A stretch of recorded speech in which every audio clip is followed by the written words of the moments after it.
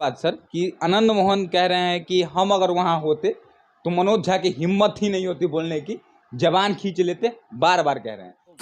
अगर prime minister के अगर चेयर पर सब लोग की चाहत है कि प्रधानमंत्री मोदी जी ही बने प्रधानमंत्री भारत के, तो ठाकुर बिहार में हजाम भी होते हैं, नाई भी होते हैं। ठाकुर कई जगह आपको मैथिल ब्राह्मण भी लिखता है। आपको कोई आघात हो, ठाकुर उन्होंने साहब भी नहीं बोला। अगर ठाकुर साहब बोलते तो इंडिकेशन होता है राजपूतों की तरफ। छत्तीसगढ़ ने एक बहुत अच्छा गेम खेला है, खुद प्रोफेसर हैं, पढ़ाता भी हैं, कला भी जानते हैं, अब बहुत धीरे धीरे मधुर आवाज़ से बोलते भी हैं। जैसे जैसे 2024 लोकसभा का चुनाव का डेट नज़दीक आ रहा है, जैसे जैसे चुनाव नज़दीक आ रहा है, बिहार में खासकर सरगर्मी बढ़ती जा रही है। अभी एक विवाद आपको देखने को मिल रहा होगा, आरजेडी के ही दोनों लोग हैं, मनोज झा जो है राज्यसभा सांसद है, उन्होंने एक कविता बोली, प्रेमचंद की लिखी हुई कविता थी, ठाकुर का कुआं शीर्षक था उसका।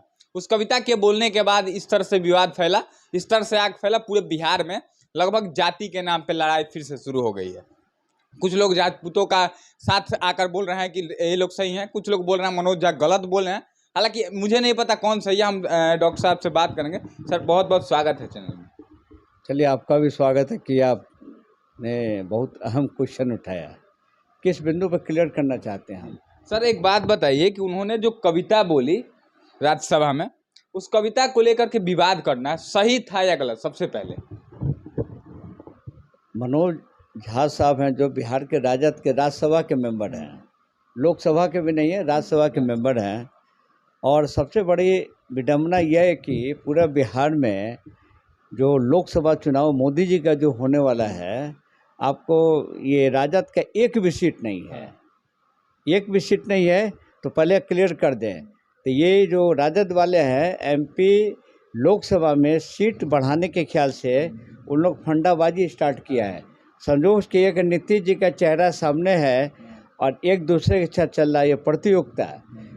अब सवाल है कि मनोज झा जी के जब उसी दिन राज्यसभा में बिल पारित के लिए महिला विधेयक अधिनियम 2023 मोदी जी का जो शॉर्ट आउट था, एक उन्होंने बाउंसर फेंक दिया था, उसके खिलाफ मनोज झा बोल रहे थे। लेकिन उस बिल के समय, विरोध के समय, इस कविता से कोई ताल्लुकात नहीं है। मनोज झा जी ने एक बहुत अच्छा गेम खेला है, खुद प्रोफेसर हैं, पढ़ाता भी हैं, कला भी जानते हैं, अब बहुत धीरे धीरे मधुर आवाज़ से बोलते भी हैं। वो पहले गमछा रखते थे, अब उनका स्टाइल गमछा उतर गया, शायद लगता है उनको गमछा, उस दिन गमछा नहीं पहने हुए थे, पूरे जोश में थे। अब आई कि ठाकुर का कुआं चाकू, हमको समझ में नहीं आता ये, उस कविता में ठाकुर शब्द का यूज है। लेकिन बिहार की जो एक राजनीतिक बात है, तो उन्होंने कहीं उनके कविता में ऐसे नहीं है कि क्षत्रिय पे कोई आघात हो, राजपूत पे कोई आघात हो। ठाकुर उन्होंने साहब भी नहीं बोला। अगर ठाकुर साहब बोलते तो इंडिकेशन होता है राजपूतों की तरफ, क्षत्रियों की तरफ। ठाकुर मतलब ठाकुर बिहार में हजाम भी होते हैं, नाई भी होते हैं। ठाकुर कई जगह आपको मैथिल ब्राह्मण भी लिखता है, आप मिथिला में चले जाइए। ठाकुर आपके कई जाति, साउथ में जाएंगे आपको कुछ दलित वर्ग के भी लिखते हैं। ठाकुर कई पिछड़ी जातियां भी लिखती हैं, बढ़ईस, लोहार वगैरह है।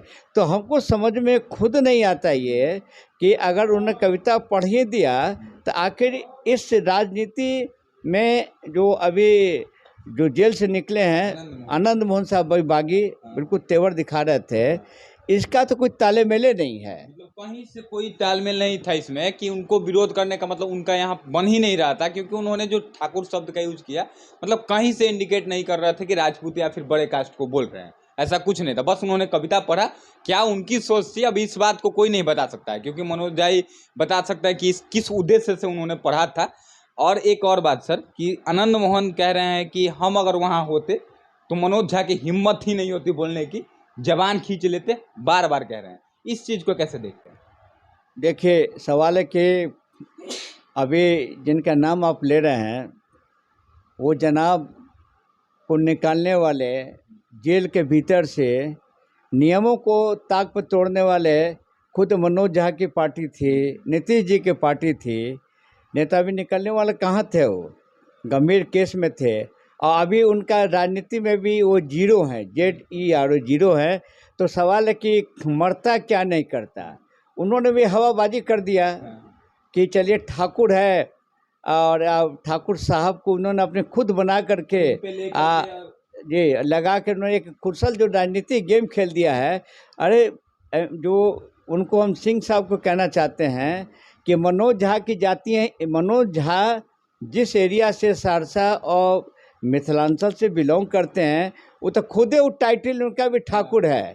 तो आप कैसे मान लिया कि आपके ठाकुर साहब ठाकुर। देखिए बिल्कुल हमसे अगर व्यक्तिगत तौर पूछा जाएगा 2024 के पहले कोई ठाकुर साहब बन जाएगा, कोई ठाकुर बन जाएगा, कोई दलित प्रेमी बन जाएगा, कोई OBC बन जाएगा।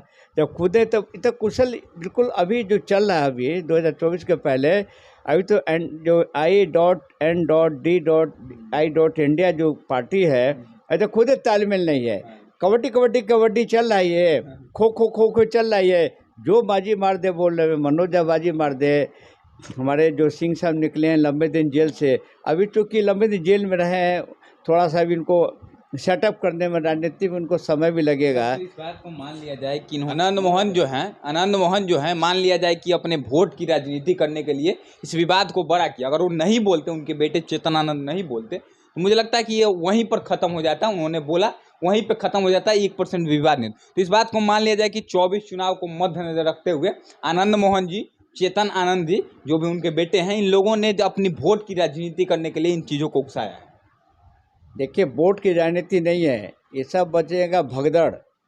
अभी आपको BJP बनाम JDU बनाम या अन्य पार्टियां हैं, ये हैं सिंह साहब लोग, सिंह की जोड़ी है। Singh is the king. ये खुदे नहीं है कि जो राजद के सिंह जी उनके जो पुत्र जो MLA हैं ये कब कबड्डी खेलते कब BJP की तरफ भाग जाएंगे। ये चल रहा आपको बहुत बढ़िया गेम। हालांकि तेजस्वी यादव जी ने भी इसको सफाई दिया है, कई लोगों ने सफाई दिया, लेकिन ये पूरे खेल को बिहार की जनता सब जान चुकी है कि कुछ भी कोई कर ले लेकिन वोट जाएगा एक तरफा, जो सब लोग जानते हैं। बोल नहीं सकते हैं, नहीं तो कह देगा कि क्या बात है। पूरा भारतवर्ष के नए युवक, पूरा भारतवर्ष के लोग अगर प्राइम मिनिस्टर के अगर चेयर पर सब लोग की चाहत है कि प्रधानमंत्री मोदी जी ही बने प्रधानमंत्री भारत के। लेकिन कैसे बनेंगे जब तक वोट नीचे से MP नहीं जीतेगा। ये रही बात, इसी फिगर को इंडिया वालों ने, नीतीश जी ने, लालू जी ने पकड़ लिया। भाई उनको नहीं बने तो इन्होंने गेम खेला, कैसे नीचे से स्तंभ MP नहीं जीतेंगे ना बनेंगे, उसी के गेम में है। आपको आनंद मोहन जी भी अपना कबड्डी कर रहे हैं, उसी में मनोज झा जी ने भी कबड्डी खेल दिया। ताजुब ये कि इसमें कोई जाति बात तो है ही नहीं, ना कोई जाति है। अगेन रिपीट बिल्कुल अपनी प्रतिक्रिया देते हुए, मनोज झा जी के उस कविता में ठाकुर साहब शब्द नहीं है। कविता की फीलिंग, कोई भी कविता की फीलिंग हर व्यक्ति को अपने नज़रिया से देखता है। उन्होंने जिस नज़रिया से पेश किया, इस बात को बिल्कुल सही है कि मनोज झा जी को उस समय जो कविता जो पढ़ा, इनका सेंस भी हमको भी समझ में नहीं आता कि मनोज जी की जो राजनीति करते बोलते हैं वो क्या बोलते हैं, राज्यसभा में क्या बोलते हैं, हम तो खुद ही हैरान रहते हैं। यानी कि पूरे एपिसोड जैसे आप हमसे पूछ रहे हैं तो स्पष्ट तौर पर है, किसी का बयान में जान नहीं, सारा निर्भर करता है वोटर पर, युवाओं पर, युवतियों पर, महिलाओं पर। किसकी जीत होगी वक्त बताएगा। लेकिन सर आखिर में आपसे यही कहेंगे कि पूछेंगे हम आखिरी सवाल कि जो जाति की आवाज़ नहीं आ रही, जो जाति के नाम पे युवा लोगों को हम देख रहे हैं सोशल मीडिया पे, कोई लोग इनका पक्ष ले रहा है, कुछ लोग उनका पक्ष, और लड़ रहे हैं ये लोग भी आपस में। नेताओं के चक्कर में जो युवा पढ़ करके लड़ना शुरू कर दिए, इन लोगों को क्या संदेश देंगे सर? देखिए हम आपको बहुत पहले हमने एक वीडियो पोस्ट किया है, ये ज़्यादातर यूट्यूब वाले ज़्यादा बोलते हैं, बुलवाते भी हैं, जो हम खुद बोल रहे हैं अभी। लेकिन किसी बड़े चैनल पर रिव्यू करेंगे आप तो बड़े चैनल तो बिल्कुल तो चलता है, ऐड पे चलता है, कॉन्टैक्ट पे चलता है, सरकार कितना ऐड देगी। उसके अगर थोड़ा सा विश्वास बचा है यूट्यूब पर तो यूट्यूब वाले अपना व्यू से पूछते हैं, लेकिन अपना प्रसारित करते हैं। लेकिन इतना ज़रूर कहेंगे, मनोज जी का बयान पर किसी भी बाहरी अन्य स्टेटों में किसी ठाकुर साहबों पर कोई प्रभाव नहीं पड़ा है। यही इक्का दुक्का जो बिहार के जो ठाकुर साहब हैं, आपको आनंद मोहन जी हैं, चाहे उनके पुत्र हैं, चाहे और एक दो बीजेपी के बबलू साहब कौन सा, वो तो कबड्डी कर रहे हैं, ये सब बेकार है। कुछ नहीं, जीत जिसकी है वो जीतेगा। देखिए, ठाकुर और ब्राह्मण करने वाले लोगों से आप जा करके, जो भी वह लड़ रहे हैं, आप लोग एक बार सवाल कीजिएगा कि आपने विकास कितना किया, आपने अपने क्षेत्र में समय कितना दिया, इस बातों को पूछिएगा। क्योंकि 4 साल का समय बीत चुका है, लोकसभा चुनाव पुनः आने वाला, लगभग 9-10 महीने का समय बचा हुआ है। तो इन सभी बातों पर अगर चुनाव हो तो मुझे लगता है कि आप लोगों का भला ही होगा। लेकिन जो लोग जाति के नाम पर लड़ रहे हैं, तो आप लोग लड़ते रहिएगा, तो फिर आपको नेता जो है ऐसा ही मिलेगा जो आपको हमेशा जाति के नाम पर भड़काता रहेगा। आखिर में आपकी क्या राय है सर की बातों से, हमारी बातों से कितना आप सहमत करते हैं, इस बात को कमेंट बॉक्स में जरूर लिखिएगा। वीडियो अच्छी लगे तो इस वीडियो को ज़्यादा से ज़्यादा शेयर कीजिएगा। मिलेंगे किसी और वीडियो में, तब तक के लिए जय हिंद।